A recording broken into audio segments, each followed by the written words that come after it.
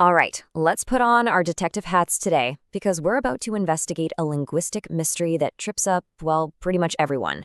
We are cracking the case of the silent letter. Okay, let's just dive right in. Have you ever been writing something and you just stop and think, why on earth is that letter there? Yeah, you're not alone.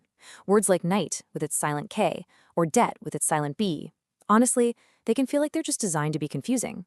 But what if I told you they're not mistakes at all? So what are we dealing with here? The official term is, of course, silent letters, but I like to call them ghost letters. They're the letters you see in a word, but you don't actually hear when you say it out loud. And they are the main culprits in our little mystery, hiding in plain sight. Now that we've got our suspects lined up, it's time to really start the investigation. So, why are they even there? I mean, what purpose could they possibly serve? Are they just leftovers from an older time, or is there some kind of hidden logic to all this madness? Let's find out. This right here, this is the key to the whole mystery. Silent letters aren't errors, they're clues. Each and every one is like a little breadcrumb leading back through time, telling us a story about where a word came from and how it's changed over the centuries. So, to solve this thing, we need to understand the motives, right? We've managed to uncover four main reasons, four key clues that explain why these silent letters have managed to stick around in the English language for so long. Okay, here they are, our four main culprits. First, you've got the echoes of how we used to talk, historical pronunciation. Second, all the words we've borrowed, or, stolen from other languages.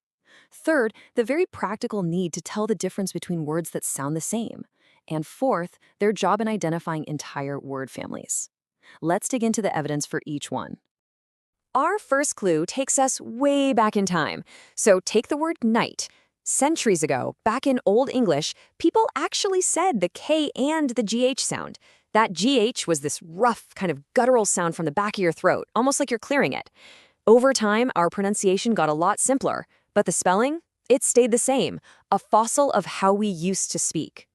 Clue number two. English has always been a great borrower of words. When we took the word debt from Latin, where it was debitum, we kept that B in the spelling to kind of honor its origins, even though we stopped saying it. The same thing happened with words from French, like hour, or Greek, like psychology. And sometimes silent letters are just incredibly practical. These are what we call homophones, words that sound exactly the same but mean totally different things. Without that silent W in right to separate it from right, or the H in hour to tell it apart from hour, reading would be so much more confusing. They give us a vital visual clue to the meaning. All right, we've gathered our main clues. Now it's time for the really fun part, seeing how they help us crack the code of English spelling. And you might be surprised to find that what seems like total chaos is actually a system full of consistent patterns. Let's start with one of the classics. Whenever you see a word that starts with KN, that K is pretty much always going to be silent. This isn't random, it's a solid rule that points directly back to our first clue, historical pronunciation. In no, knee, and knife, that K is a complete ghost. But in Old English, you would have heard it. The ka-na sound was totally normal. But over the centuries, we just got a little lazy, I guess, and we dropped the K sound. The letter, though, it stuck around as a historical marker. And a very similar pattern exists for the letter G. So when you see a G right before an N, especially at the start or end of a word, chances are it's totally silent. And yep, you guessed it, this is another one of those echoes from the past. Just look at na, gom, or sign. Just like with KN, that gna sound was once pronounced. The sound is long gone, but the spelling preserves that history. But now, get this. This is where it gets really interesting. That silent G in sign is what helps connect it to related words like signal or signature, where all of a sudden the G is pronounced. This is our fourth clue in action, identifying those word families. Okay, here's another great one. The silent B actually follows two main rules. It usually goes quiet when it comes after an M at the very end of a word, or when it comes right before a T. You can see both rules playing out right here. You don't pronounce the B in climb or bomb because it's following that M, and you don't hear it in doubt or subtle because it comes just before a T. A lot of these spellings go all the way back to Latin roots, where that B was actually heard loud and clear. And now, for the true superstar of the silent letter world.